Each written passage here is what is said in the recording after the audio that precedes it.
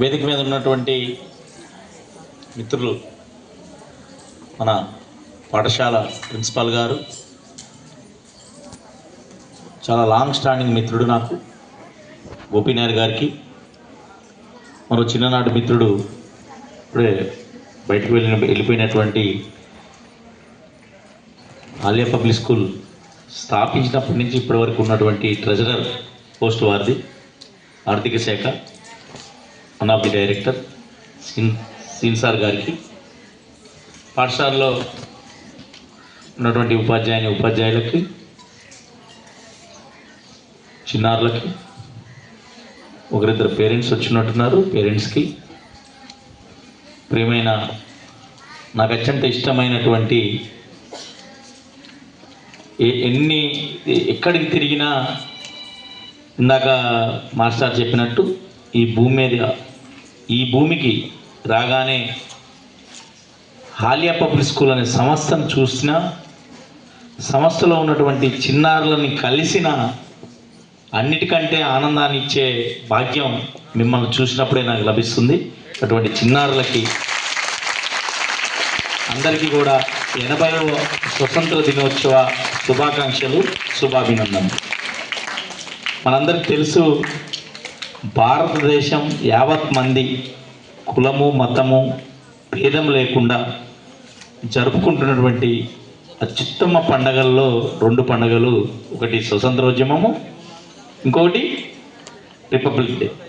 ఈ 2 పండగలు యావత్ భారతదేశంలో జరుపుకోవటమే కాకుండా భారతీయులు ఎక్కడ ఉన్నా జరుపుకున్నటువంటి అత్యుత్తమ పండగలు ఈ పండగల్లో తప్పకుండా ప్రతి ఒక్కరం ఇప్పుడు అనేక అంశాలని మీ ఉపాధ్యాయులు, పిల్లలు చక్కగా మాట్లాడారు. ఆ అంశాల నుంచి మనం ఎన్ని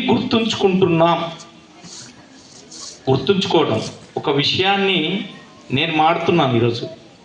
నేను అనేక మాటలు ఈరోజు మీకు చెప్పొచ్చు, కానీ నేను మాట్లాడే మాటల్ని మీరు ఎంతమంది మీ మేధాశక్తిలో భద్రపరుస్తున్నారు, మీ బ్రెయిన్ అనే చిప్పులో దాన్ని పదిలపరచడం ఒక భాగ్యం, పదిలపరిచిన అంశాన్ని ఆచరించడం మరొక భాగ్యం. అన్నీ విని వదిలేయటం కాదు, దాంట్లో ఉన్నటువంటి మంచిని గ్రహించి ఆ మంచిని మన జీవితంలో ఆచరించే స్థాయికి మనకు వెళ్ళాలి.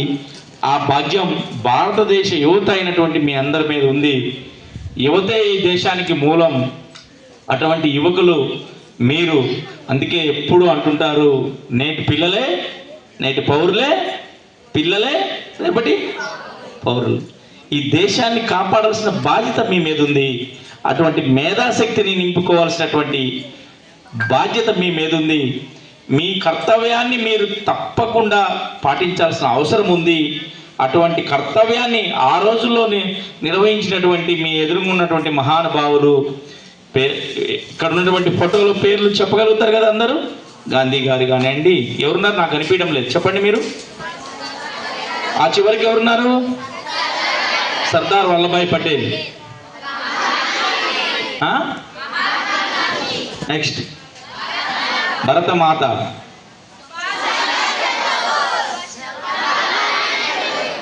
అలా అనేక మంది మహానుభావుల త్యాగ ఫలితం, వాళ్ళ కష్టం ఈరోజు మనం 80 సంవత్సరాలు, 800 సంవత్సరాల కష్టాన్ని వీడి 80 సంవత్సరాల నుంచి ఈ దేశ గాలి, ఈ ఆనందాన్ని అనుభవిస్తున్నామంటే మహానుభావుల యొక్క త్యాగ ఫలితమే అని మీ అందరూ గుర్తుంచుకుంటూ, వాళ్ళ కథలు చదువుతూ, వాళ్ళ పుస్తకాల్లో ఉన్నటువంటి, వాళ్ళ చరిత్రలో ఉన్నటువంటి మంచి అంశాలని మీ బ్రెయిన్లో నింపుకుంటూ, ఈ దేశం పట్ల, ఈ ధర్మం పట్ల, ఈ సంస్కృతి పట్ల మీ అందరూ కూడా మహోన్నతమైన వ్యక్తులుగా ఎదిగేటువంటి జ్ఞానాన్ని మీ ఉపాధ్యాయులు మీకు అందిస్తున్నారు. అటువంటి జ్ఞానాన్ని తీసుకొని మీరు అటువంటి మహానుభావుల యొక్క మహాపురుషులుగా తయారు కావాలని కోరుకుంటూ, ఈ సంవత్సరం మరొక గొప్ప విషయం ఉంది. మనం ఏదైతే జనగణమన, ఇప్పుడు లాస్ట్ 1 year నుంచి జనగణమనతో పాటు వందే మాతర గేయాన్ని మనందరం కూడా ఆలపిస్తున్నాం. దానికి కారణం, నేటికి 150 సంవత్సరాలు పూర్తయింది వందే మాతర గేయం రచించి, ఆలపించి. ఎవరు వందే మాతృ గేయాన్ని రచించారు? ఎవరు? గట్టిగా. బంకిం చంద్ర చటర్జీ చటోపాధ్యాయ. ఎక్కడ వారి జన్మస్థలం? బెంగాల్, వెస్ట్ బెంగాల్.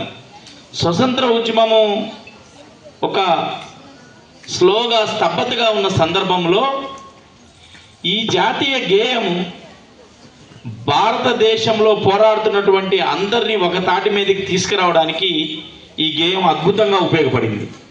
అటువంటి గేయాన్ని ఆ రోజుల్లో వెస్ట్ బెంగాల్లో ఉద్యమం చాలా తీవ్ర స్థాయిలో ఉన్న సందర్భంలో వందే మాత్రం అనే పదం వినగానే ప్రతి మనిషిలో ఉన్నటువంటి నరాలు ఆ బిగుత పట్టుకొని దేశ స్వతంత్రంకై పోరాడడానికి ఆ వందే మాతృ గేయం ఉపయోగపడ్డది. అది 1875 నవంబర్ 7వ తారీఖున దాన్ని రచించడం జరిగింది. ఆ తర్వాత ఒక 5-6 సంవత్సరాల తర్వాత ఆయన ఆనంద మఠం అనే ఒక పుస్తకాన్ని రాశారు. ఆ పుస్తకంలో దాన్ని ప్రింట్ కూడా చేయబడ్డది.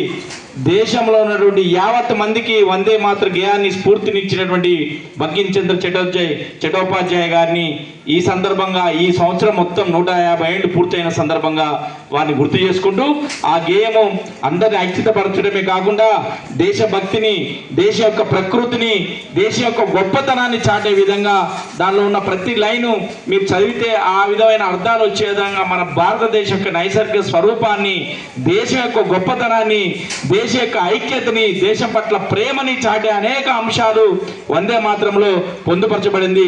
అటువంటి గేయాన్ని రచించారు. అది 150వ సంవత్సరం, స్వతంత్రం వచ్చి 80వ సంవత్సరం. ఇంకొక 20 సంవత్సరాలలో మనము దేశంలో ఇందాక మన మాస్టర్ చెప్పినట్టు అభివృద్ధి చెందుతుంది. అవి కాకుండా 1900 ఇంకొక ఇప్పుడు 26 నుంచి 27కి వస్తున్నాం.